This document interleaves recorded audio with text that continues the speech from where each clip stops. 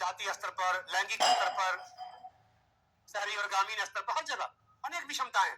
उन सब विषमताओं के लिए क्या क्या किया गया है। और पता है, जब तक आप आर्थिक विषमता को कम नहीं करोगे ना, तब तक आपके देश में सामाजिक विषमता नहीं कम होगी। क्योंकि अमीरों की कोई जाति नहीं होती, जाति गरीबों की होती है। जो अगर अन्य जाति के लोग जो आज अपने देश में विचारधारा है, ओबीसी, सवर्ण, निम्न वर्ग, ये सब, अगर कोई निम्न वर्ग का व्यक्ति भी है, निम्न जाति का व्यक्ति भी है, अगर आर्थिक रूप संपन्न है, तो सब लोग सलाम करते हैं और सब लोग उसको प्रणाम भी करते हैं और घर में आते ही तो डरता है बड़ी गाड़ी से उसको कुर्सी देते हैं, है कि नहीं है।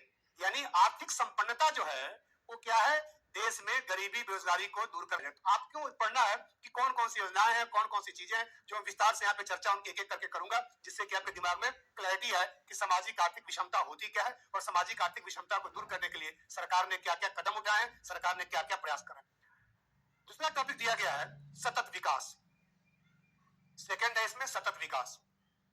सतत विकास मतलब सस्टेनेबल डेवलपमेंट, हिंदी में इसको धारणीय विकास भी कहते हैं, हिंदी में इसको टिकाऊ विकास भी कहते हैं। नहीं, समावेशी विकास ही नहीं है, सतत विकास। सतत विकास क्या होता है, आगे समावेशी विकास भी आएगा। सतत विकास क्या होता है, कोई बताएगा मुझे एक मिनट में, ज्यादा लंबा नहीं। जी जी, समझ गया, मैं समझ गया, आप लोगों को आता है, समझ गया। आप तो ऐसे ही इकोनॉमिक्स के छात्र हैं, तो आपको आना ही चाहिए, आपसे अपेक्षाएं। जी, आपको भी आता है, ठीक है, चलिए, आपको भी आता है। चलिए, कितना आता है तो पता चल जाएगा। मुझको भी आता है, हाँ, मुझको आता है। तो वो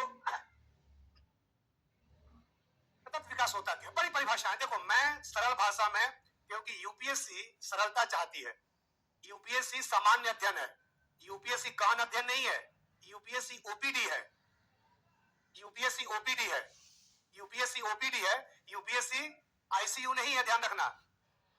यूपीएससी में बड़े ही सामान्य चीजें पढ़नी होती है, सामान्य भाषा होनी चाहिए। इतना ऐसे मत सोचो सामान्य बिल्कुल सामान्य नहीं है, इतना भी सामान्य नहीं होता। लेकिन अगर कोई पूछे समावेशी विकास, सतत विकास, आर्थिक विकास, सामाजिक विकास, सब परिभाषाएं जो है वो आपको सरलता से आनी चाहिए, सरलता से आनी चाहिए। सतत विकास होता क्या है, आज ये ना माथे पे आ रहा है ये हवा, इसको बंद कर दो इधर के लिए, ठीक है ना, क्योंकि वो सर पे बाल नहीं है ना, नहीं, बाल परिवार में कुछ मिसहैपनिंग थी इसलिए ये बाल गया हुआ है, ये हटा देता हूँ कि गर्मी लग रही है यहाँ पे शरीर में, और ऊपर जो है ये वो हो रहा है, ऊपर ठंडा लग रहा है, माथे पे पसीना है ना।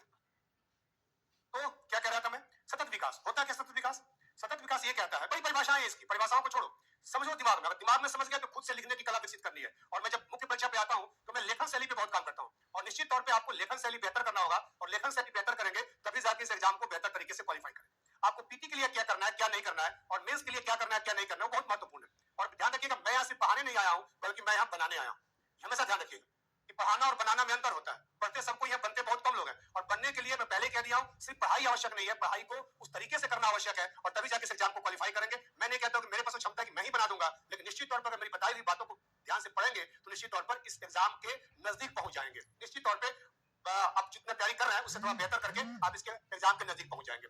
तो सतत विकास क्या होता है कि ऐसा विकास जो ये कहता है कि आज के डेट में, आज के समय में, आज के तारीख में जिस मात्रा में और जिस कीमत पर हमें संसाधन मिल रहे हैं, हमें वस्तुएं मिल रही हैं, उसी कीमत पर, उसी मात्रा में हमारी आने वाली पीढ़ी को भी वस्तुएं और चीजें जो है मिले। क्या बोला मैंने, कि जिस कीमत पर आज हम लोग पानी, हवा, बिजली, जितने भी संसाधन है, सब्जी, चावल, दाल, गेहूं, जो भी चीजें हैं, जिस मात्रा में और जिस कीमत में हम लोग आज ले रहे हैं, हमारी आने वाली पीढ़ी भी उसी मात्रा में, उसी कीमत पर ले। ये नहीं हो पा रहा। हमारे जो पूर्वज, हमसे एक पीढ़ी आगे के लोग, पीछे के लोग, जो जिस कीमत पे पानी पीते थे, जिस कीमत पर हवा लेते थे, आज हो रहा है, नहीं हो रहा है। हमने बचपन में, मेरा भी बचपन था, मैं भी बच्चा था, आप लोग हमने बचपन में सोचा भी नहीं था कि हमें कहीं पानी खरीद के पीना पड़ेगा। इवन आप लोग नहीं सोचे होंगे, हम तो बराबरी के लोग हैं, आपको बात है, हंस रहे तुम लोग यार, मुझे साथ दे रहे हो कि मैं भी आप लोगों की बराबरी का हूं। आप लोग हमेशा बुजुर्ग मानते हो मुझे।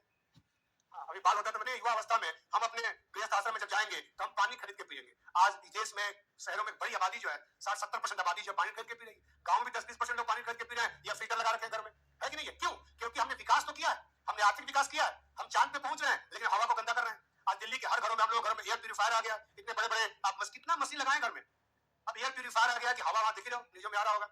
दिल्ली से भागने के एक और कारण भी तभी अचानक से वहां प्लाट छोड़ के आना पड़ा कि चलो थोड़ा सा अच्छी हवा मिलेगी। यहाँ पर भी तो हवा एक ही हुई, लगभग 250 के आसपास यहाँ भी चल रहा है ना। तो निश्चित तौर पर हमने विकास तो किया है, लेकिन हमने प्रकृति को और पर्यावरण को बहुत डैमेज कर दिया। तो एक सिविल सेवक जब आप बढ़ेंगे आगे, तो निश्चित तौर पर देखा होगा राजेंद्र नगर में, मतलब बताओ कि बेसमेंट में पानी के आने से बच्चे डूब के मर जाएं, नहीं सुना था आप लोगों ने ना?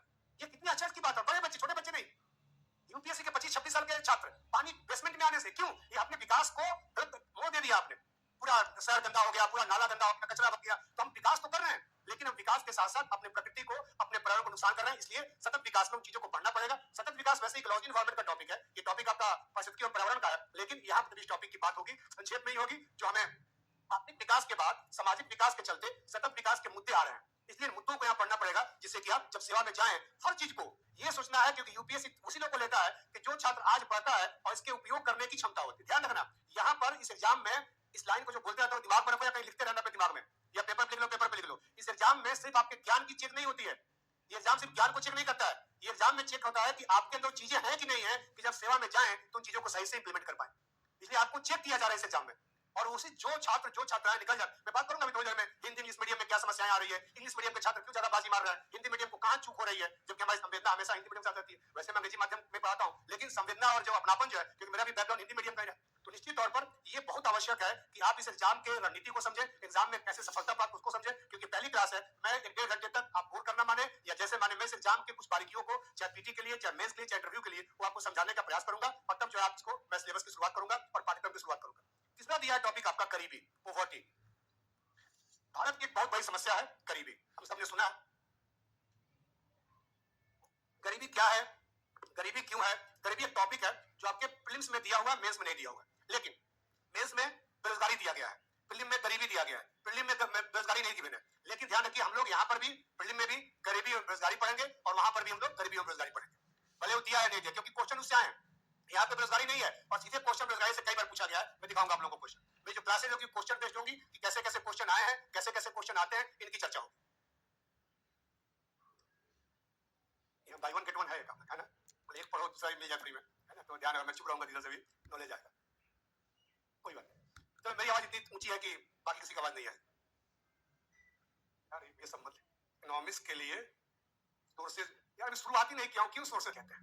एक स्टैटिस्टिकल मेथड है, सांख्यिकीय विधि है कि किसी भी क्षेत्र की जनसंख्या कैसी है, वहां लिंगानुपात कैसा है, वहां पे लोग कैसे हैं, वहां पर घनत्व कितना है, वहां पर साक्षरता दर क्या है, वहां पे शिशु मृत्यु दर क्या है, वहां मातृत्व मृत्यु दर क्या है, इन सब चीजों की जो बातें करता है उसे हम जनसांख्यिकी कहते हैं, उसे हम डेमोग्राफी कहते हैं। ये टॉपिक दिया गया है इसमें, लेकिन मेंस में भी इससे क्वेश्चन बहुत आए हैं। आज अपने देश में क्रम चल रहा है जनसांख्यिकीय लाभांश। जनसांख्यिकीय लाभांश जो है वो बहुत महत्वपूर्ण है, और उससे कई बार क्वेश्चन यूपीएससी ने पूछा है कि जनसांख्यिकीय लाभांश होने के बावजूद भी भारत उसका फायदा नहीं उठा पा रहा है। तो बड़ा इंपॉर्टेंट टॉपिक है कि भारत में अनेक समस्याओं के पीछे एक कारण है विशाल जनसंख्या।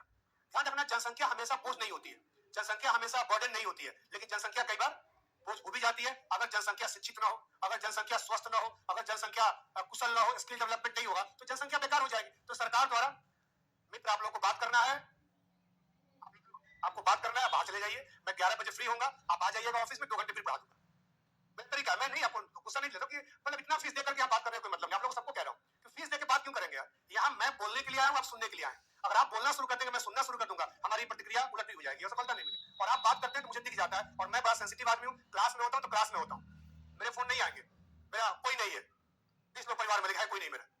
लेकिन आप लोग इतने फोन आते हैं, इतनी बातें होती है, खत्म ही नहीं होती। 3 घंटे कम से कम कंसंट्रेट हो जाओ यार, और फिर भी बहुत जरूरी बात है, जाके बाहर पार्क है, यहाँ पर पार्क है, तो पार्क में बात कर लो, और फिर क्लास में 11 बजे तक 11 बजे आके बैठ जाना ऑफिस में। मेरे पास बहुत टाइम है, यहाँ पर आने के लिए आया, मेरे पास कोई काम नहीं है, 2 घंटे बैठ के फिर पढ़ा दूंगा। लेकिन बाकी लोगों को, और खासकर पीछे वाले लोग कंसंट्रेशन ज्यादा दें, बहुत सारे लोग इंटेंसली पीछे बैठते हैं थोड़ा सा गप्पे वप्पे करने के लिए, भावनाओं को समझता हूँ। और मैं चाहूंगा मेरी क्लास में कल पीछे वाले आगे बैठे, आगे वाले पीछे बैठे, एक जगह अपना निश्चित न करें, क्योंकि रैंक आपका कहीं भी आ सकता है। क्षेत्र हेतु पहल